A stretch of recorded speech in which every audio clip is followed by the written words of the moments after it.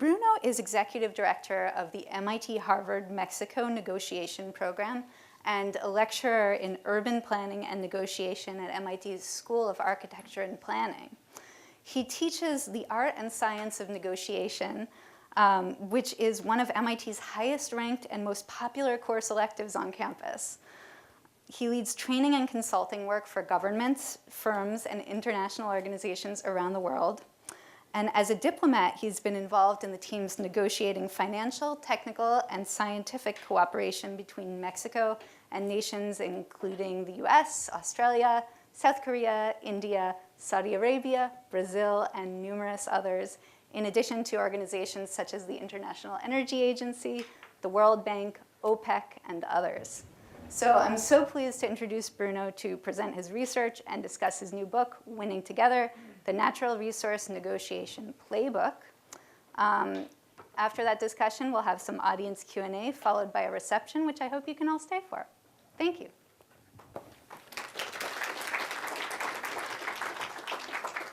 Emily, thank you so much for such a warm introduction. It was quite a blessing to meet you back in that cold October in Germany.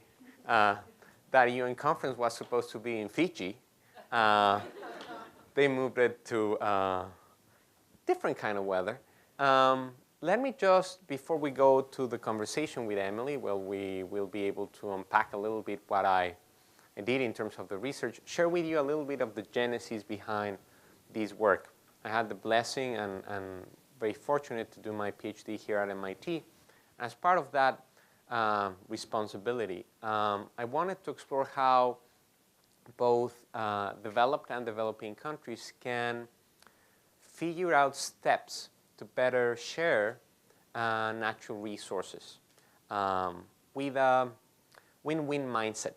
And I didn't want to do some theoretical research. I wanted to speak with the practitioners, from presidents to ambassadors to CEOs of different industries and the managers of the NGOs about how they go about in their daily life in terms of fostering resilient, sustainable agreements. And so I was fortunate for over 2 years of conducting a series of what we call in the negotiation field stakeholder rounds, where I spoke in the end with around 70 high-ranking officials on both sides, Mexico and the US, to try to learn from them how did they foster these two agreements, one centered on the Gulf of Mexico as it pertains to deep water exploration of hydrocarbons, and the other on the management of the shared environmental and water resources in the Colorado River.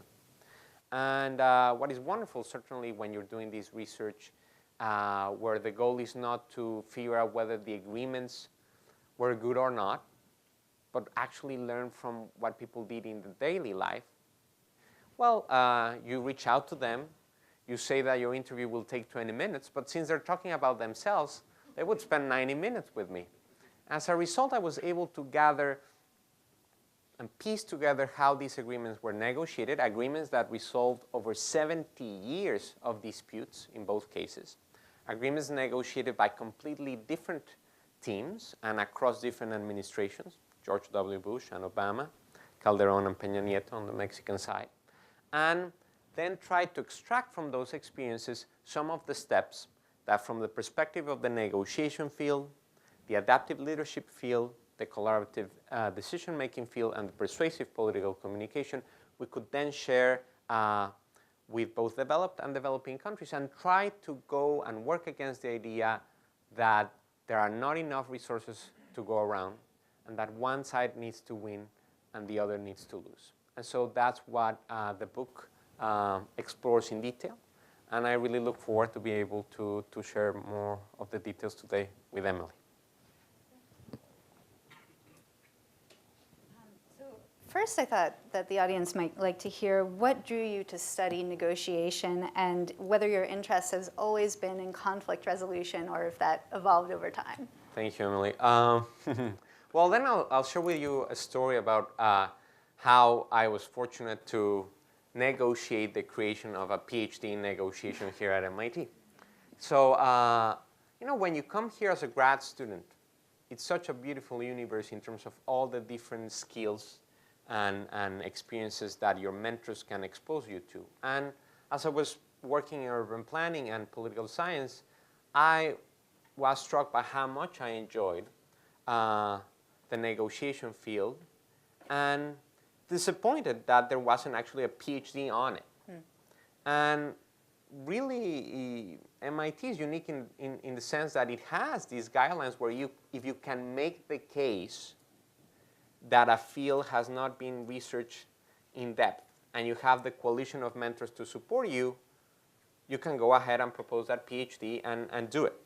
And so the reason I wanted to devote my professional career to the exploration of the negotiation field is that it's quite spiritual. That is, it's not only technically quite rewarding to explore a set of strategies that can help unlock significant conflicts in our communities, but it's also a field that challenges you every day to question which are your blind spots, what is your moral compass, what do you stand for, what kind of relationships you want to foster at home and abroad. And I felt that this was a set of skills that would challenge me throughout my life, and that I'd be honored to work with people passionate about this field. So it was very organic. It wasn't planned when I came to MIT, and I'm very fortunate now to be responsible for teaching about it. As many things in life, they just come to you and you run with it. Excellent. And so your book is about natural resources negotiation. How did you come to specialize in that area?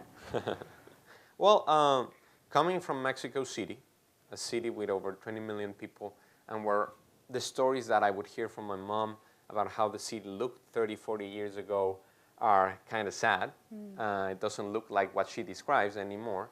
I'm passionate about figuring out how can we proactively both foster economic development and at the same time creatively ensure that we can hand down these resources to future generations. And what's exciting about the negotiation field is that all the skills associated with adaptive leadership and conflict resolution really require an understanding of mutually beneficial trades, the ability to put myself in other people's shoes, and so on. And if we want to be effective in the management of natural resources, those are skills that are necessary. So naturally, it's a field where the skill set that we develop in negotiation matches the challenges that we have. And so when I was deciding about my research projects, I felt that Mexico, as it transitions as an economy in terms of being able to serve a larger subset of the population, knowing how to practically address these challenges with a problem-solving mindset, which is at the heart of MIT, would be important. And so that's how I came to these topics. And when you were talking just now, you mentioned how you had interviewed more than 70 high-ranking officials who were involved in the U.S. Mexico natural resources negotiations around hydrocarbon resources in the Gulf of Mexico. That was one of the case studies in your book. And then the water resources within the Colorado River Basin, your other case study. I thought, by way of getting to know your book a little better for the audience, maybe you could tell us about a few of the interviewees and the conversations that where people had some interesting perspectives or surprising insights. Well, on the Mexican side, I spoke with President Calderon. I spoke with the ambassador at the time during the negotiations to the U.S. On the Mexican side, Ambassador Arturo Sarucán. I spoke with all the high-ranking officials at the Ministry of Energy, currently the Deputy Secretary for Energy Transition and Planning, Leonardo Beltrán, the Deputy Secretary for Hydrocarbons, Mario Budebo, and so on. And on the U.S. side, I was fortunate to speak with the right hand of Secretary Clinton at the time, David Goldwyn, who was the Special Envoy for International Energy Affairs at the State Department. I spoke on the Colorado River side, which was fascinating, with all the heads of the metropolitan water agencies in the 7 U.S. basin states. Let's see if I recall them correctly. It would be Utah, Wyoming, Colorado, New Mexico, Arizona, Nevada, and California. I was fortunate to speak with, at the time, the Deputy Secretary of the Interior, Mike Connor, but during the negotiations, the Commissioner of the Bureau of Reclamation. And what happens is that you start with a certain list of high-ranking officials, and they very kindly then share with you the opportunity to speak with their staff and with the technical managers and the head of the NGOs and so on, and you can really piece together a complete perspective of what they did in negotiations that take years. The Colorado River case negotiation explores 5 years, and the Gulf of Mexico focuses on three. And so people are sharing with you what they did on their weekends. They're talking to you about the challenges that they had as they were traveling back and forth between the two countries, and they really can share with you these stories of reciprocity and trust that emerges from such an intense contact with one another. And so in that sense, they were very rewarding conversations that I structure around a set of 25 key questions that I felt were necessary, and they're certainly at the end of the book in one of the appendices, where we explore the nitty-gritty of the negotiations against some key insights that we have in the field to figure out how people structure a negotiation process, who they send as representative, who they choose and why, what characteristics the negotiators need to have, how they frame the dispute, at the table, how they manage communications with their constituents and with the other side, what steps and sequence they follow to create value and then distribute it, how do they manage spoilers, how do they communicate their outcome, do they have a press strategy, and then what kind of steps they follow to monitor what they agree on the table, which fortunately for the case of what we will be discussing today, both agreements approved in 2012 were further implemented and have been ratified even by the Trump administration. And actually, that seems like a good segue to, like, are you able to give a brief overview of one or both of the case studies? Sure. What is at stake there? Okay, I don't want to bore you with many details.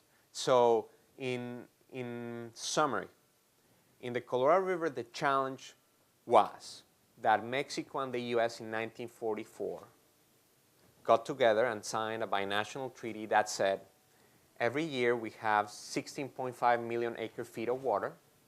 We're going to divide 15 million between the upper basin and lower basin states on the U.S. side, and the 1.5 million acre-feet remaining, we're going to give it to Mexico.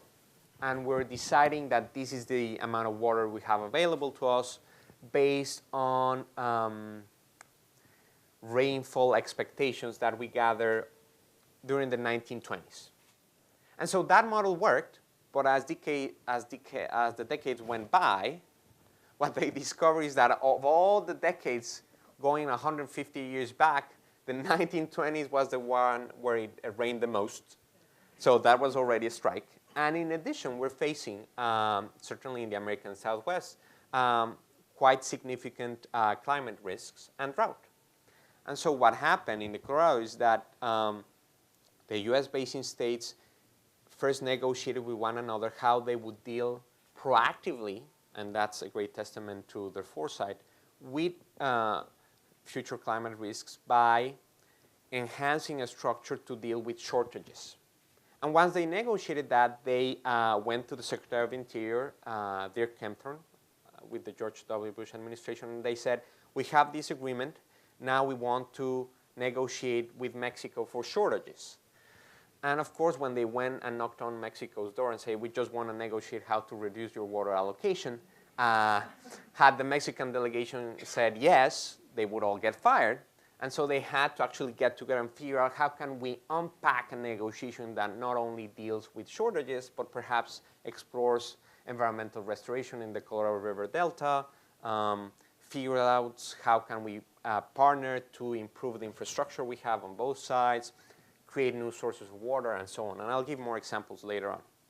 On the Gulf of Mexico side, by now, many of you who are acquainted with the energy sector in Mexico, over the last few years, there's been a massive change in terms of welcoming foreign investment, which was not the case since the 1930s.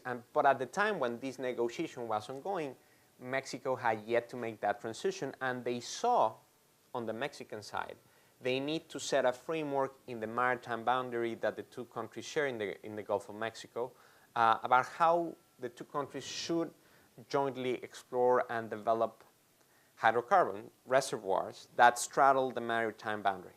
The challenge, though, was that on the U.S. side, the guidelines that govern the management of these reservoirs are called the rule of capture, and that didn't match the needs that at the time the Mexican company that had the monopoly on oil, Pemex, would be able to partner with. And so the two countries needed to figure out also proactively a framework that would allow them to create value if they were able to develop these joint resources. And so the agreements negotiated between the two countries quite creatively addressed both challenges that were outstanding since the 1940s in both cases. And I think that in your book, some of the ways that you talked about some of the, like there were the broader challenges and then there were the challenges within the negotiations themselves. Yes. And I just found that fascinating to get that window into all these things happening at the back tables and then when they went to their counterparts and how they built those relationships. So what do you see as some of the most crucial challenges within those negotiations that each side overcame to reach a successful outcome? Just a wonderful question, Emily. Let me share a couple of stories. Let's see if these resonate with you and you can even apply it to your daily practice. So on the U.S. side, as they were negotiating with Mexico, the start of the launch of the negotiations in the Gulf of Mexico, the biggest challenge was that traditionally the two countries had exchanged drafts about what they would want in a binational agreement governing the exploitation of shared hydrocarbon reservoirs. And when I share an idea with you about the length of the maritime boundary, it's 3 times the size of the state of Massachusetts. That's the amount of hydrocarbon reservoirs at stake. And the two countries would always share with one another a set of drafts throughout the 2000s. And they would come back with 100 critiques and never be able to get on the same page. And so, sure enough, as they were preparing to launch the negotiations in the late 2010s, after the Deepwater Horizon oil spill, which would make you think that it's not the best circumstance to negotiate a deepwater exploration agreement, David Sullivan, the head of the U.S. delegation on behalf of the State Department, shared with me that he's at the White House with the DOI team and the Obama team, and they're talking about the draft that Mexico sent to start the negotiations. And they're saying, you know, the Bureau of Ocean Energy Management looked at it for the last 5 months, and they have 180 complaints and reasons why it would not work. And as a result of that, I think that if we start tomorrow the negotiation by showing them how we're going to tear down their draft, the negotiations are dead right there. So why don't, and he tried to convince his team, why don't we tell the Mexican delegation that we should launch a set of joint workshops. We should travel to DC, to New Orleans, to Mexico City, and to somewhere in the Gulf of Mexico. They ended up choosing Tabasco. And let's just get together with experts in the different elements at stake, the market and political structures that we're going to try to transform, but also the nitty-gritty of deep water exploration. And rather than work against each other, let's work side by side against the problem. And so for 3 months, they went into these workshops to build a common framework to then discuss how can we develop a draft together, the two countries. At the time when they heard this proposal, the Mexican delegation thought, So they're trying to delay the negotiations. They know the Calderon administration ends in a year and a half from now. But jokingly, they said, we won't say no to 3 months of vacation, so we'll travel back and forth. Evidently, they took it more seriously. And after the workshops, what they realized is that they had been able to move past a lot of the misconceptions that both sides inevitably had about both the market and political frameworks on both sides. And so that's an example of creative solutions to move away from the traditional arm's length protocol that governs many diplomatic negotiations. Another narrative to share in the Colorado River. Traditionally, in the Colorado, the rule is that when Mexico and the U.S. negotiate, it must be only with federal stakeholders.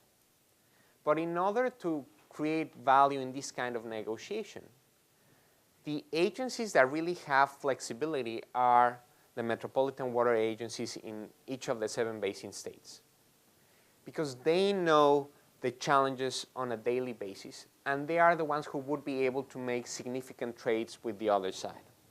And so Mexico had to be convinced that even though traditionally they negotiate one-on-one only between federal stakeholders, they needed to embrace a process where in front of them, the 7 states would have delegates, and they would not only have voice, but actually decision-making power. And it took Mexico quite a while to be comfortable with having small delegations and be confronted with delegations that double them in size. But the benefit is once you do that, you can foster a set of creative trades, which I imagine you want me to discuss later down the road, so I'll keep the cliffhanger and talk about it later. Excellent. Well, I think a few of the things that that stood out to me were in the mutual gains, and how rather than approaching things from the standpoint of who gets the biggest piece of the pie, it was about expanding the size of the pie. And I liked a lot of what you had in your book about building relationships and the unexpected camaraderie that sprung out of there. When it comes to environmental and natural resources negotiations, are there elements of negotiation for mutual gains that make it inherently more likely to lead to environmentally sustainable outcomes? Yes, I believe that the data, not only in my research, but for the last, I'd say 2 decades in the negotiation field, underscores that it's the only feasible path to really foster agreements that are both resilient and able to adapt to the circumstances, which is crucial in terms of the management of natural resources. So let me come up with 2 examples right away from the negotiations in the Colorado. Now, I laid out that the case was about how do we negotiate shortages between the 2 countries.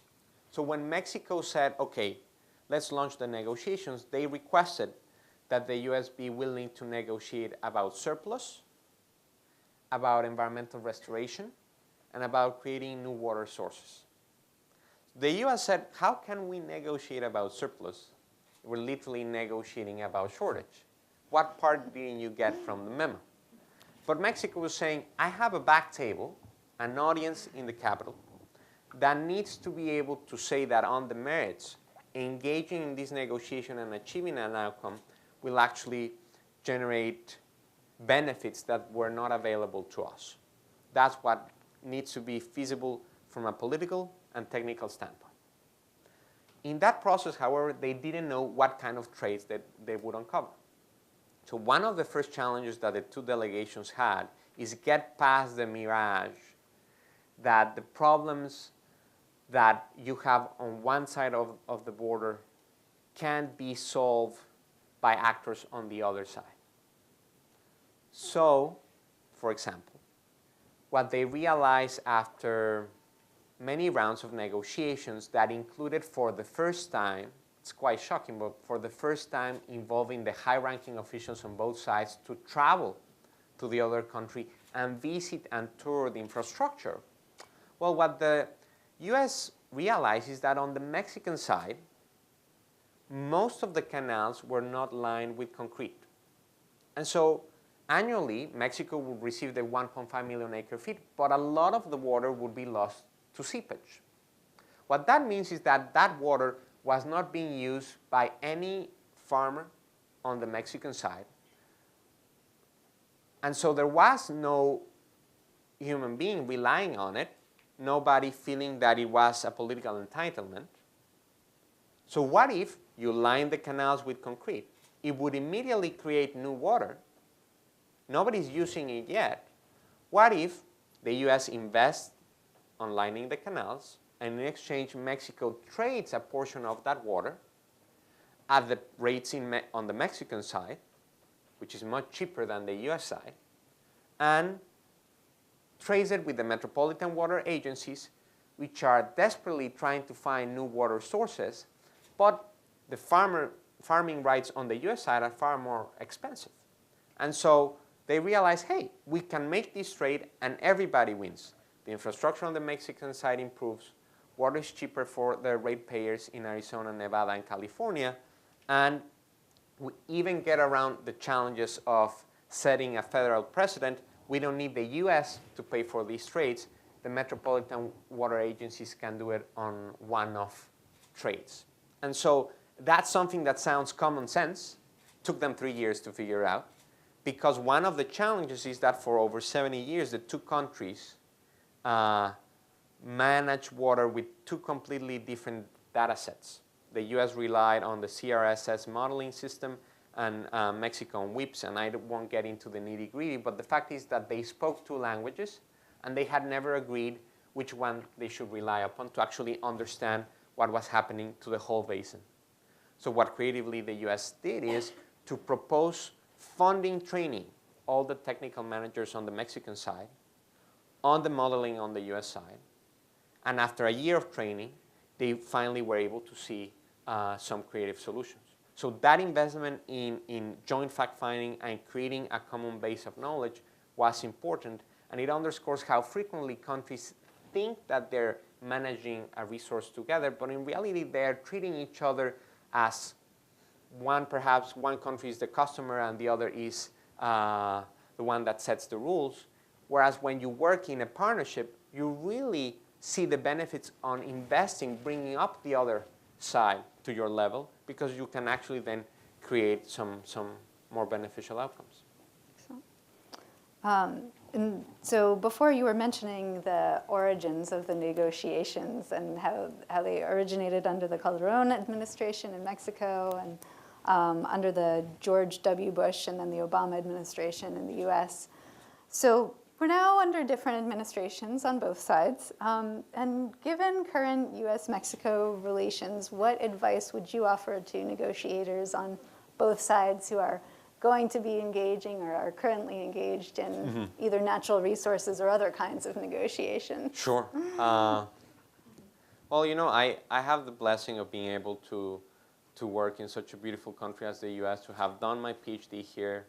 I have fallen in love with my fiance as a grad student here, who happens to be a New Yorker Jew, and quite in love with the U.S. And I can see how significant and pressing are all the problems that both countries face, and how necessary it is to figure out the steps that can foster solutions for such an array of stakeholders that have different priorities and interests.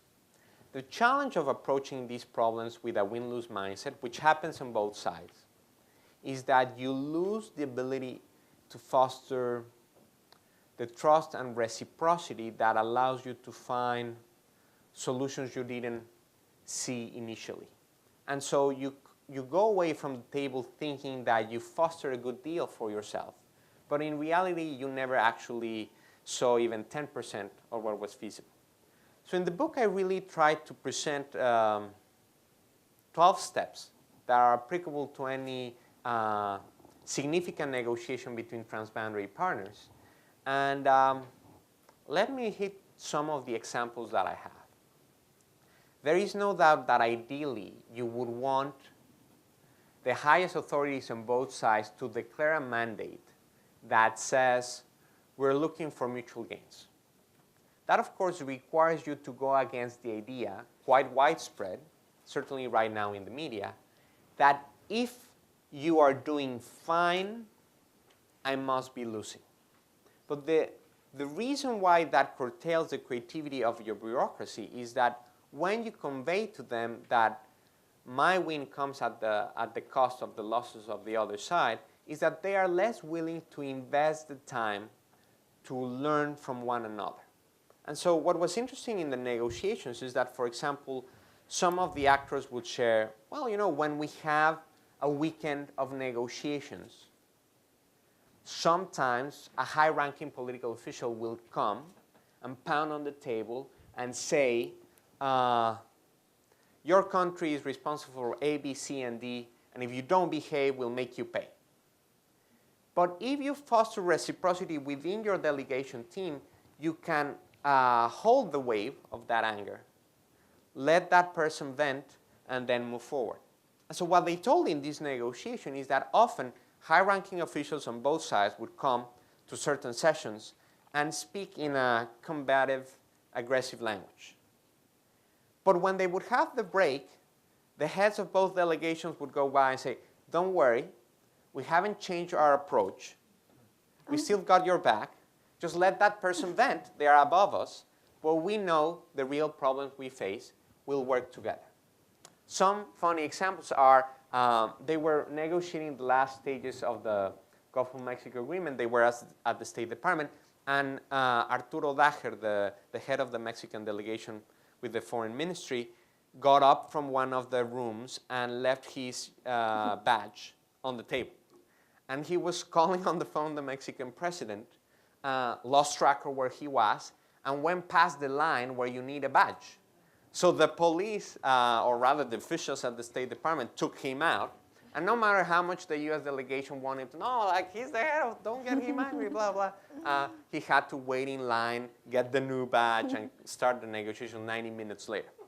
When he comes back to the table, he says that he could hear a pin drop, and with good humor, he said, next week we have the meetings in Mexico City. If somebody gets arrested before, it's not my fault. And they moved on from that. And there are countless examples in the book where what is really heartwarming is that, when you realize that the other side is really putting themselves in your shoes, and they're investing the time and resources to figure out a package that works for you, for the people you represent, that they devote the time to understand which are your values, your political constraints, the things that your community needs, then you build a certain rapport. For example, I was interviewing at the Caesars Palace in Las Vegas, now the head of the Metropolitan Water Agency in Nevada, but at the time second in command, John Ensminger, and he was saying, I was in one of those meetings with Mexico in San Diego,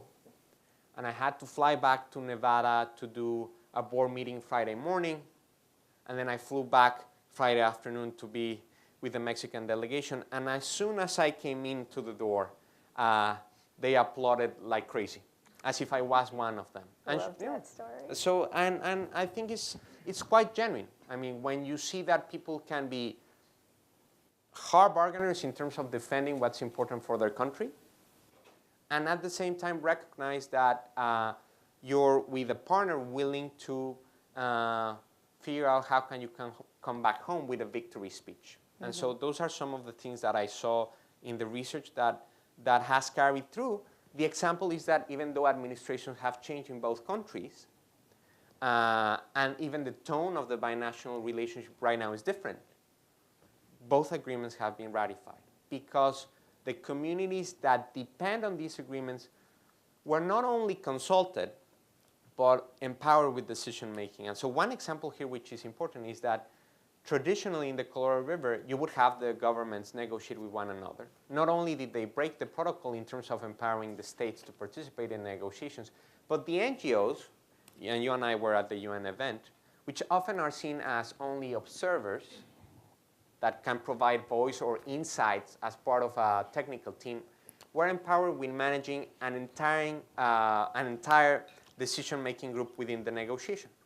So the NGOs were involved because we wanted to, the two countries wanted to figure out how do they restore the Colorado River Delta that had been decimated over the past 50 years in 90%.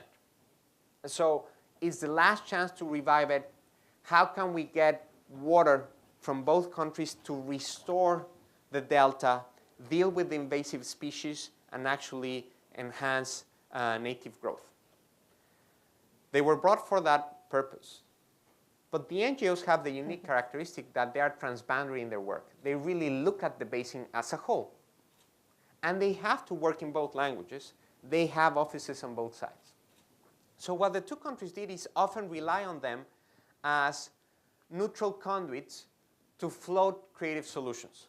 And so, for example, if the US thought that pursuing a path would be beneficial for 5 of the 7 basin states, and perhaps only California would be against it, and they didn't want to be the ones proposing it, they would suggest to the NGO on the US side that they could mention to the NGO on the Mexican side that if Mexico asks next week at this point in the negotiation, how about we do this, there will be a positive response. And so, in addition to being this neutral conduit of information, they also had a critical role in a challenge that you wouldn't think about is as prevalent as what the book underscores, which is that if two countries are negotiating in 2 different languages, because that's the diplomatic protocol, what happens if there is a translation problem? Who's going to notice? And so they were at the end of the negotiations. Mexico sends the last draft on the Colorado River Agreement to the US. And Mike Connor tells me, I remember that he was at his office in DC at the Secretary of the Interior, and he says, we received the draft from Mexico, translated to English, and they've come up with some last-minute requests that make no sense. We've negotiated in earnest for 5 years. We're about to sign 10 new requests. Where did they come from? And he said, we're so angry, we think we should pretty much end the negotiation. And the NGOs on the US side looked at the document and said, you know, it's funny, the Mexican draft in Spanish had footnotes explaining every request. For some reason, those footnotes are not in your English translation. I would suggest you ask for a second translation. It's never been clear. Perhaps the translator was just tired, and he decided, why would the footnotes be important? But in any case, the second translation allowed both sides to say, okay, these are last-minute requests, but I gather that some come from the President of Mexico. I gather some make sense, and some we can debate why don't. And so having that third party and neutral create value for both sides is something that they didn't expect and underscores how often in the management of natural resources, empowering a larger array of stakeholders is to the benefit of all parties because you can come up with more effective agreements. I thought that the part about the NGO's involvement was really interesting, and as a communications person, I also really enjoyed how they worked on the press strategies in that joint way with the messaging and everything. Oh, it's a great observation. It is true that, you know, you can certainly see now in the age of Twitter and presidential politics, that might be different. But at the time, what the two countries decided, quite smartly, is in a negotiation, I'm going to need maneuvering room to tell my back table that some of the things they asked of me at the beginning, they're no longer feasible. Because in the process of having a conversation with the other country, I discovered some of the constraints that we didn't know. And I discovered some of the traits that we didn't think about. So I need to be able to explore these traits, have them as points of tentative agreement, and until everything is settled, then announce it. And so both countries in both negotiations said, we're going to have only joint declarations, and we're going to do it very sparsely, a couple of times per year. And when we gather with the press, we're going to focus our communication to the foundations, in the case of the Colorado River, that work in environmental restoration. So we're not going to have the press conferences in Mexico City, because we know then that somebody that has nothing to do with the north of Mexico will try to connect their problem with what's going on there. And in the case of the negotiations with the major oil companies and so on, the same decision was made. Let's communicate with the communities that live in the Gulf on both sides, who are aware of the benefits that would accrue to both countries if we work together. And so they worked in these joint statements. You remind me of, it's a good episode, I have to tell it, it's in the book. So Pat Mulroy, which is known as the water czar of all metropolitan water agencies in the US, she's had a tremendous career and at the time was the head for Las Vegas. She tells the story that unlike Arizona and California, where when you have a binational agreement, you can announce the nitty-gritty of the deal to your board behind closed doors. In Nevada, they have sunshine laws, and so the first time you're going to tell your board the nitty-gritty of the final deal, all the press needs to be there present, and they can take any narrative and tell it to the outside world. And she was very worried, because the Mexican delegation had told her, that the US should not say that the water that Mexico would be giving to the US through the new infrastructure was water that Mexico was selling. Because in Mexico, there's a political subset that always blames the US for everything that is wrong. It's quite a comfortable way to approach problems. And if you say that you're selling water to the US, they could use it as a sign that you lost in the negotiation. So you had to say that it was a trade, which it was.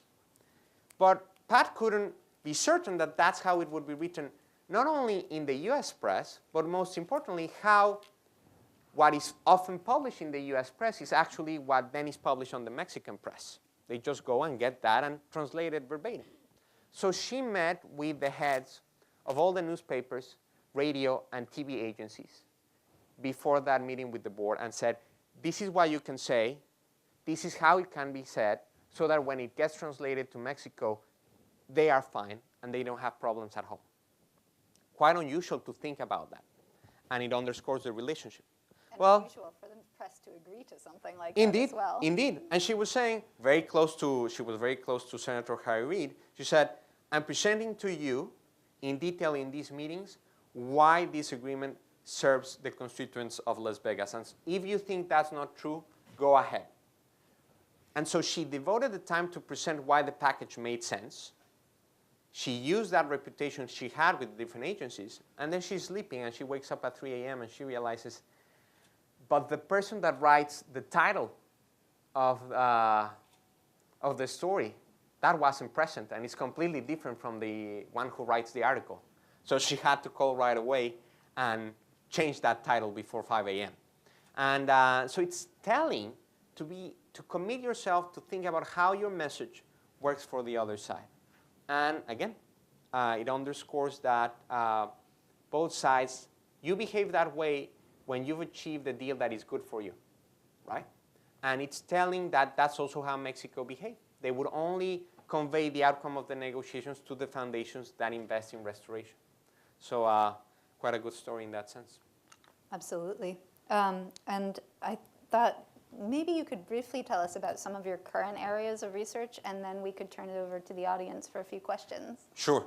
I think that my research is connected also with the blessing that is to be able to teach here at MIT. So a lot of my work over the past year has been focused on building for the entire campus the first ever interdisciplinary concentration in negotiation and leadership. And so in partnership with the 5 schools I've been leading the effort that has gathered over 125 undergraduates from 22 different departments in figuring out which are the subjects and the pedagogy that includes both mind, hand, and heart to empower people to develop these skills and be able to go out to the outside world and say, you know, I have mastery in negotiation leadership that people usually develop in their MBA or MPA when I'm 18, 19, 20. I've taken a year and a half of classes on these subjects, and I now have my career to put this win-win approach to practice. So a lot of the research there is empowering undergraduates to be able to contribute to conflict resolution research in the field.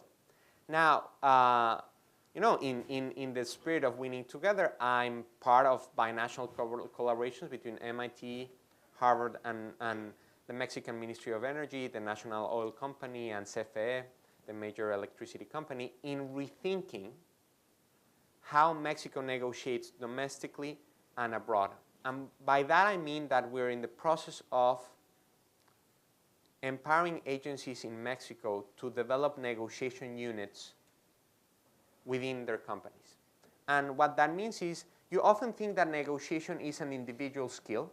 You go to a certain training, you read a certain set of books, and then you bring those skills to your organization. But the reality is that in such diverse and challenging fields as energy and water management and so on, the wisdom that the different entities in your organization have about how to foster effective negotiations needs to be nurtured. That knowledge needs to be able to be transmitted effectively and quickly between different agencies in different parts of the world. And so we're in the process of figuring out how these negotiation units that are traditionally only available in some top companies like Google, Apple, and so on, can be put in practice in Mexico so that these companies that now face a completely new economic landscape can actually foster benefits for the myriad of different communities that in Mexico desperately need economic development, social justice, and so on. And I think to the extent that we can empower different actors to go against this win-lose mindset and in practice show throughout the hierarchy in an organization that investing that time generates benefits for everyone well beyond the energy companies. It's a wonderful responsibility to have. I'm thankful that MIT has entrusted me with that. Well, I'm sure everyone here is thankful to have you here. Oh, thank you, Emily. Thank you so much. And now who has some audience? Go ahead. Thank you for the questions. Hi, Bruno. I love listening to you. This is great. Thank you. I just recovering from negotiating a deal with a state-owned entity in China, Mexico, and the United States corporation around water treatment. I got trained at Tufts in negotiations around a lot of the same ideas, and they're not prevalent in industry. You have the CEOs banging the table. You have nobody wanting to spend time to learn from each other, and there's almost an academic approach to something that people feel has to be machismo. Man, you know, standing up the table. So I'm interested. I thank you for keeping this training going because it is the right way to solve problems. It works for everybody. Why do you think this difference persists? Yeah. And what do you think is the difference between the private sector and public sector in these type of negotiations? Oh, well, thank you for such a fantastic question. It's true that I see three angles. The first one is that to some extent, in democracies, and there's different degrees of how democratic different societies are. Certainly in Mexico, there's so much room for improvement. To some extent, the acquisition of power and the execution of that power is associated with casting the other side as someone you don't need or someone that is standing preventing you from achieving your goals. And so often, many of our leaders are selected by their ability to tell these narratives to the point that they actually represent how they approach the world. And so within that framework, which is certainly win-lose and happens in certain dynamics where you're trying to acquire power, once you acquire it, you feel comfortable with executing it and using it in such a way, and you're not worried if actually you're leaving value on the table.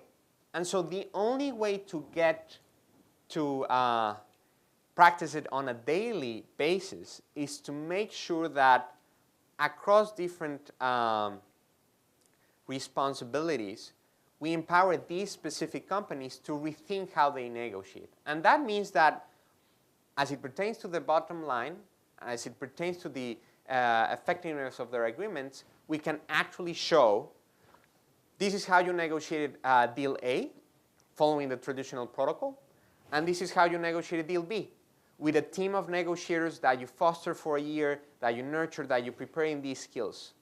And once they see that it adds up to the bottom line, they can rethink how they go about things. And so you certainly need backing from up above, and then you need people who see leadership from a facilitative role, almost as a mediator within your company and across. I think that a big challenge is that people believe that if a deal is good for me, that's all I care. But often then that's a parasitic agreement, and somebody who wasn't sitting at the table pays.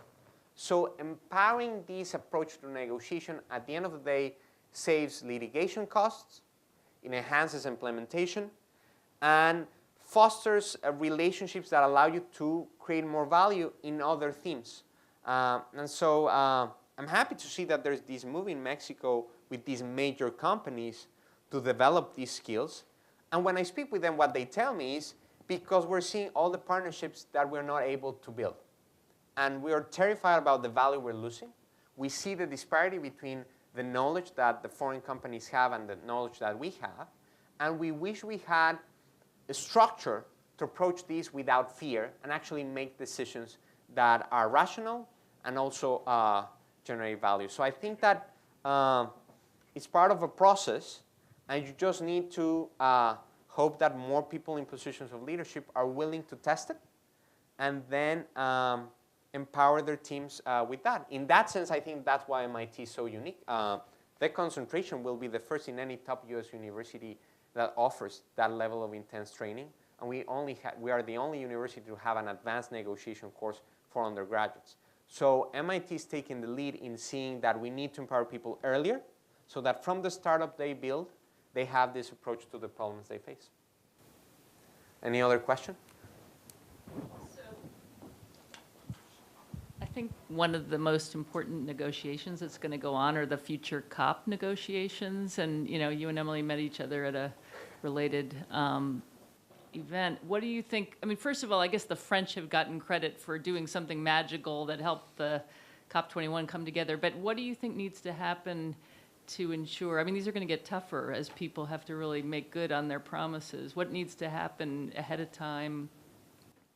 Sure. Is there hope? Well, how can I tell a positive story in that sense? So there's 20 years of trying to deal with this, and I think that research is quite clear that local communities need to make these decisions. So for example, MIT has invested a lot of time in empowering coastal communities in New England to think proactively about how to deal with climate risks, regardless of political positions, by going to communities in Maine, Massachusetts, New Hampshire, and Rhode Island, and gathering not only experts, but actually citizens that represent business, environmental interests, and so on, and fostering these workshops where they can engage in role-play simulations where they negotiate, for example, how to deal with coastal flooding.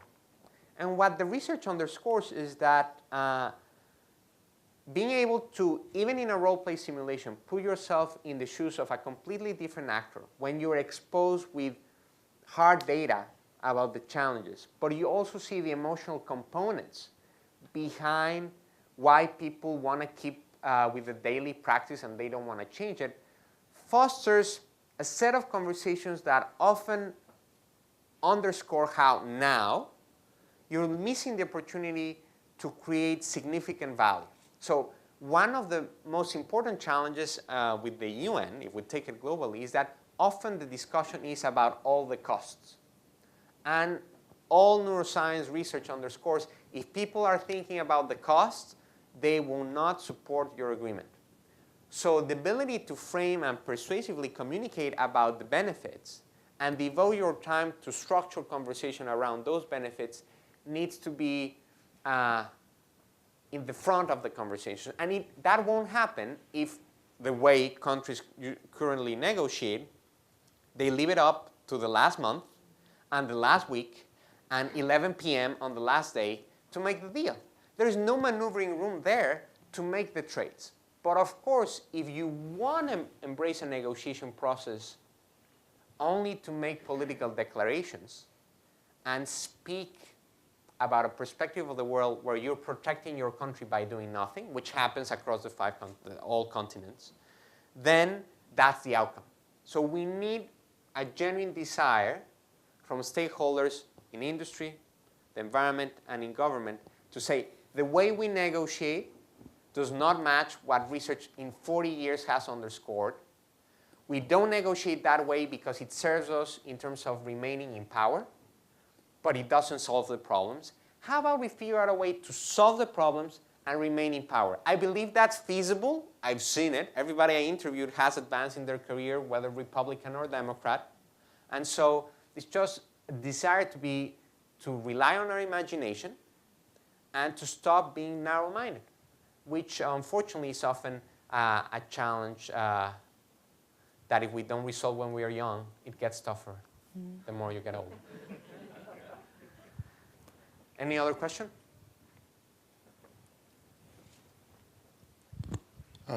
You touched on it briefly, both the importance of, or the value of having like models, so very strong data from a joint fact-finding perspective that people agree on and can use to find good answers, and also the benefits of designing your agreements to be flexible with some sort of either changes in the face of uncertainty or openings for how we negotiate again in the future, so it's structured in some way. I found in some of my work that I have trouble convincing people of both of those things, and instead they'd really prefer to do just one because they view the creation of good models and data as finding the right answer, and then they don't need it to be flexible, or they want to create a flexible solution because they don't trust any of the data, and they just feel like they need to do this over and over again. And I wonder if you have thoughts on how you combine both of those things into one combined package when sometimes the constituents, stakeholders is a tough sell for them. Yeah, well, it's a fabulous question because it's related with timing. That is, to the extent, one thing that comes across from these negotiations is, and people will repeat it on both sides, is you really need to empower your colleagues to practice putting themselves in other people's shoes. And that means being able to deal with their negative reactions at the beginning where you're exposing them to different approach to the problems. So for example, when the two countries were negotiating the beginning of the negotiations in the Gulf of Mexico, what the US said was, we are certain that Mexico has no proof that there are transboundary reservoirs. All our geological research underscores that it's unclear whether they exist, and so we don't see even the point of negotiating. And Mexico would answer back and say, our data underscores that there are. You're just saying you don't want to see our data. Once you do, you'll be convinced. Both sides were protecting from one another. The US would say, even if the federal government wanted to believe Mexican data, we can't have access to the proprietary data that is in the hands of the US companies. And so Mexico came up with a creative solution and said, okay, so we can share data, but how about I present it to you? So I'll invite you to Tabasco. You leave your phones out. Your delegation comes in, and I'll present a slide with the data, and we discuss it. And if you feel more comfortable about it afterwards, then we can move forward. And so the desire to figure out how the sharing and presentation of the data can move parties beyond their preconceptions needs to come from the top. Then if you invest in training both sides in acquiring knowledge about a same language, it won't be easy, it won't be smooth sailing throughout. In the negotiation, something that was very interesting is, well, when the US came in, they had a set of projections about how water availability in the Colorado River system is going to decrease in the upcoming decades. And then they trained the Mexican officials on the modeling system for a year. And then they are one day in a meeting in California, and the US comes in and presents an update in the system. And it turns out that there's going to be even less water. Well, the Mexican delegation was saying, you're cooking the books on us. How dare you do this? We're a we're about to leave. They storm out of the room. They're discussing whether you're going to fly back to Mexico. And then the head of the California agency says, we have to stop them. They're not understanding that if we're revealing to them that there's an update in the system, they can check whether it is true. If we were trying to pull one over them, we would have actually done the opposite. And they said, but Mexicans won't stop. So what could we do to keep them here? Culturally, there's a tradition for hospitality. How about we call for the cookies that the hotel has ready, say and present the cookies to them, and they won't say no. And while they're eating them, one-on-one, we explain them the problem. You say, in these major negotiations, such a move is useful? Boy, it was. I interviewed the Mexicans. Those cookies, they were critical. We were about to leave. But once I saw them, I said, OK, I'll give half an hour. So those steps of speaking the same language, I understand why you struggle with it. But the message is, embrace the challenge of both sides having to discuss their assumptions, but the payoff is in the long run, because the better your picture, the easier it is to see what is really feasible. And the right answer from a technical standpoint needs also to fly politically. So that second step starts with having the technical data correct. Then the second is up to the politicians to see what is feasible, and that will be a second negotiation that relies on emotion and the nitty-gritty of the context you face. And speaking of cookies, I hope that you guys can stay for our reception. Thank you so much, Bruno, for having this talk with us. And also be on the lookout. The MIT Energy Initiative has a twice-annual magazine, Energy Futures. And in the next issue, there will be a conversation with Bruno there. So thanks so much, Emily. Thank you for sharing your evening with me. thank you, guys.